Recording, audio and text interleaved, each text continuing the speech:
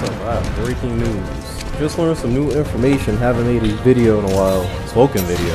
And I have some information to relay that I just found out today. So, got a little bit of a story, so let's go to the beginning. So I got fired from my job. I'll make a video on that later, but I got fired. So I've been dealing with the stress and annoyingness of trying to look for a new job, which is disgusting not only within this economy, but just dealing with Indeed, and then actually trying to go to jobs to find work is just so annoying. Like Best Buy is the devil, Walmart and Target are super annoying. Had my time wasted from big corporations and small corporations, but don't worry about me. I was able to find myself a little gig, a little source of income, so your boy's not gonna be out in the street dancing for money.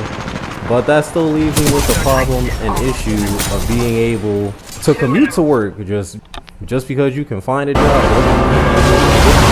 get to work. So what happened was, after my arduous time going all around my city trying to find a work, they really to find two jobs. I was told about everything that was able to open up. I see smoke starting to come from the front of the car. I'm just like, maybe my car is it's not that bad. I told his manager that's coming out, so I'm coming into the apartment complex. He's coming out. What happened? He's always like, yeah, man, your car is smoking. And I'm looking at this man like, yeah, no, bro. I very much cannot see the front of my car smoking. So I navigate to a nice little parking spot. I get out the vehicle and I look at the car, see the smoke from it. It's not that much.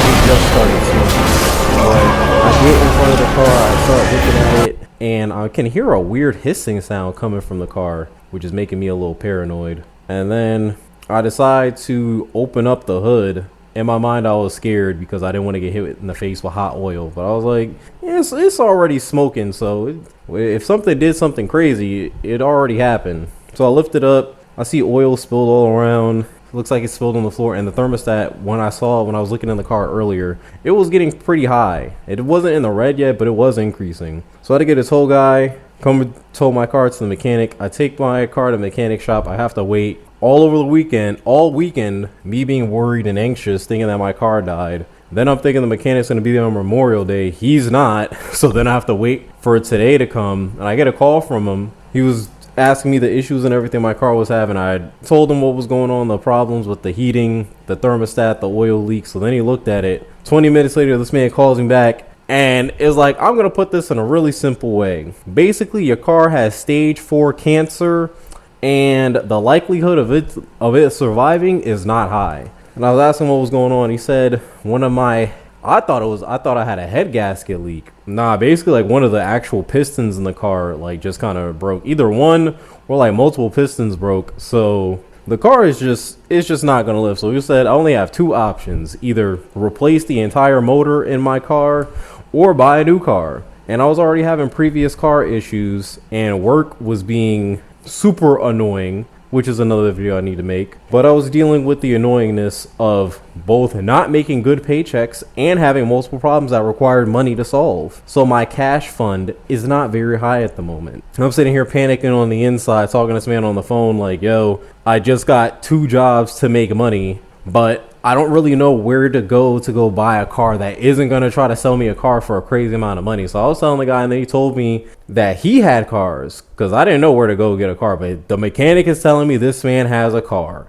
that he's going to sell to me for $4,000. And I was like, bro, what type of car is this man going to sell me for $4,000? Like, I'm a little skeptical, because again, I like my mechanic. He's a very cool dude, very nice, giving me deals and everything. But I am very skeptical of this vehicle. So I get on with my orientation today, head over to the shop to go see what's going on, get the remaining stuff from my old car, and then look at this car he's telling me. I'm not gonna lie, this car is pretty nice. Like it has some bucket qualities to it. Like, you know, some of the stuff on the inside is a little messed up. It's not, as some people would say, the greatest or the best in visual appearances. Like, it has some bumps and scrapes and whatnot, a couple different places. But that man turned the engine on, it sounded great. I was like, oh my, this sounds beautiful. I'm hearing the engine run. There's no like issues or problems. I'm looking on the inside. I'm like, this man really hooked this car up. He was like, yeah, I changed the engine and everything for it. And so earlier before I left to go talk to this man, I wanted to create myself a little list of questions I want to ask. I'm like, nah, I got scammed once with a car, and then I just got desperate and I needed another car, which was the last one. It did pretty well until it just decided to die. But I'm like, yeah, let me ask all my car questions. So I researched a bunch of questions that I want to ask the mechanic so I know what's up with the car, like what type of gas the car takes, because just because you can get a car with a good deal, if that thing takes premium gas, you're going to be in poverty. It's tragic. Another one, the type of oil the type of oil the car is going to need. That's also important. That's something that you want to know.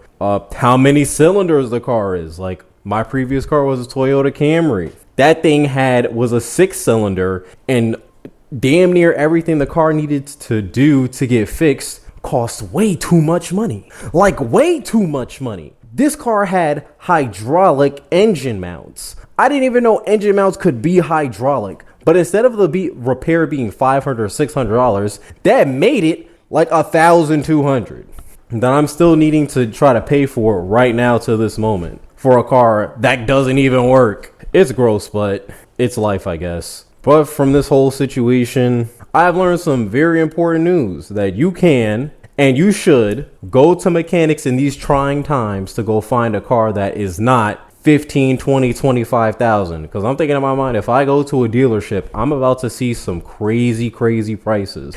And because I go to my mechanic and he likes me, one of the questions that I asked him that were on my piece of paper was the value of the vehicle. Like, how much is the car worth? And he was like, this car is worth like 5,000. And I was like kind of confused because I'm like, why is this man giving me the car for 4,000? But really on the phone, when I was talking to him earlier, he was telling me that he had it on Facebook Marketplace, but he was trying to sell the car for 4,800. So if he already gave me like an $1,000 discount basically from like the car's original price, or $800 discount, and then I'm like, I don't have the money, but he has the finance company for his automotive shop, so he wants me to go sign up for that with the 4,000 and then just pay off the 4,000 in 3 months so I don't get hit with interest. So that's like my new game that I've been trying to play, strategize doing these 2 jobs and doing Uber Eats to pay off, to basically generate $4,000 and still pay all my bills and everything in 3 months. But I'm not gonna lie, I do like the challenge, because when I do this, I will prove to myself your boy can actually make money, and my savings account and all the stuff that I want is about to hit new levels once I'm able to achieve this.